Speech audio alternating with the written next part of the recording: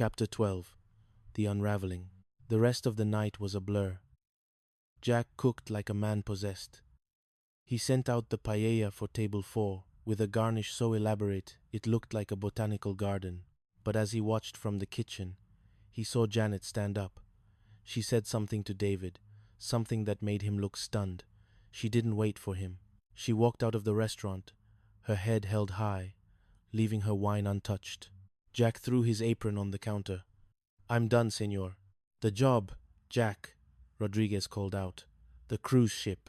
"Keep the ship," Jack shouted back, already running for the door. "I've got a different destination in mind." He caught up to her on the sidewalk, the neon sign of La Casa del Sol casting a red glow over the pavement. The Santa Monica fog was starting to roll in again, cool and damp. "Janet, wait." She stopped and turned around, her face streaked with tears. "Why did you do that, Jack? Why did you come out there?" "Because I couldn't stand seeing you with him. Because he's a jerk and he doesn't deserve to be in the same room as you, let alone at the same table." "And you do?" she asked, her voice breaking. "You, who spends all your time pretending to be someone else.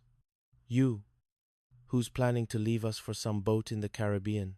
Jack stepped closer, the space between them crackling with the electricity of years of unspoken words. "I was only doing that because I thought I wasn't enough for you.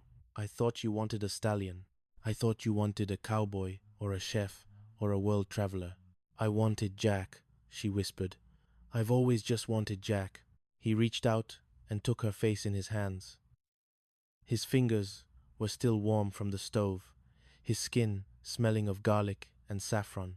"I'm not going on that boat, Janet," he said. "The only place I want to be is in apartment 201, with you, and Cindy, and even Mr. Furley." He kissed her, then not a fake, Austin-style kiss, but a real one. It was a kiss that tasted of salt and longing, of shared jokes and late-night snacks, of a friendship that had finally, inevitably, turned into something more. The fog swirled around them, hiding them from the world. Chapter 13. The morning after, again. The next morning, the apartment was quiet. The roses David Vance had sent were gone, replaced by a simple jar of wildflowers Jack had picked on his way home from the pier. Jack was in the kitchen, making coffee. He wasn't studying Spanish. He was humming a disco tune, his movements light and easy. Janet walked out of her room, wearing one of Jack's old flannel shirts over her nightgown. She looked at him and smiled a slow, secret smile that made his heart skip. "Good morning," he said, handing her a mug. "Good morning," she replied. The front door burst open. Cindy Snow entered, her hair a mess, her eyes wide with excitement. "You guys, you won't believe it. Mr. Furley just told me that his brother Bart is coming over for an inspection. We have to get ready."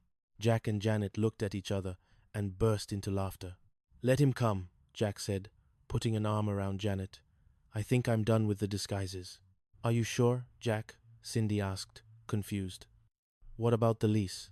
"We'll figure it out," Janet said, leaning into him. "Together." And as the sun rose over Santa Monica, casting long, golden shadows across the shag carpeting, they knew that whatever came next, landlords, brothers, or even cowboys, they were ready. Because in apartment 201, the best company wasn't 3, it was exactly who they were meant to be. Chapter 14. The Serpent at the Gate. If Ralph Furley was a kaleidoscope of misplaced confidence, his brother Bart was a scalpel. Bart Furley didn't wear leisure suits. He wore charcoal gray wool that looked like it had been ironed with the intensity of 1,000 suns. His hair was silver, his eyes were the color of a winter sea, and he looked like a man who found joy in the fine print of a municipal code. "Ralph," Bart said, stepping into the apartment and immediately checking the top of the doorframe for dust. "I see the standards are as fluid as ever." "Bart, good to see you, buddy." "Pal, brother," Ralph stammered, his ascot askew. "The building is doing great. Profits are up, complaints are down mostly." Bart ignored him, his gaze fixing on Jack, who was still wearing a somewhat smug expression from his morning coffee with Janet. "And these are the tenants?" Bart asked, his voice cold. "A florist, a secretary, and Jack said, extending a hand. Nice to meet you. Bart didn't take the hand. Instead, he looked at the wildflowers on the table. Wildflowers. How rustic. Tell me, Ralph, is it common practice to allow young men to share living quarters with two attractive women in this neighborhood? Jack's special, Bart, Ralph interjected, his voice high-pitched. He's safe. You know, he's not interested in flowers. Well, except the kind Janet sells. Jack felt the old lie tighten around his neck. He looked at Janet, who was standing by the wicker chair, her knuckles white as she gripped the armrest. He had promised to be done with disguises, but the cold, calculating look in Bart's eyes told him that the truth today would mean an eviction notice by sunset. Chapter 15. The unbearable weight of truth. The inspection was a nightmare. Bart went through the apartment like a forensic investigator. He checked the plumbing, the carpet, and lingered for an uncomfortably long time at the door of Jack's bedroom. I find it curious, Bart said, standing in the center of the living room, that a young man would choose this specific arrangement.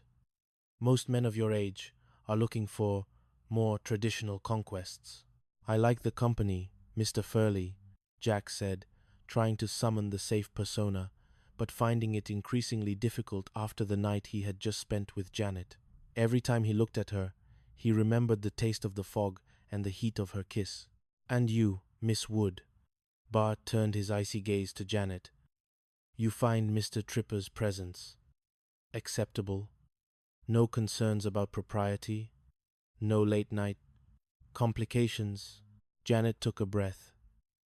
She looked at Jack, and for a second, she was tempted to tell the truth, to tell Bart that Jack was the most decent, talented, and wonderful man she had ever known, and that she didn't care about the lease. He's my best friend, Janet said, her voice steady, and he's the best roommate we could ask for. He makes us laugh, he makes us feel safe, and he makes a mean soufflé. That's all the propriety we need. Bart narrowed his eyes. A soufflé. How charming. Ralph, I want to see the basement. Now, as the Furley brothers exited, the apartment felt like it had been sucked of its air. Jack collapsed onto the sofa. He knows. I swear, he knows. He suspects, Cindy said, coming out from the shadows of the kitchen. But he can't prove anything. Unless what? Jack asked. Unless Austin comes back, Cindy suggested, with a mischievous glint in her eye. No! Jack and Janet shouted in unison. Chapter 16. The final showdown. The afternoon was a tense waiting game. Ralph came back upstairs, looking like he had been put through a meat grinder.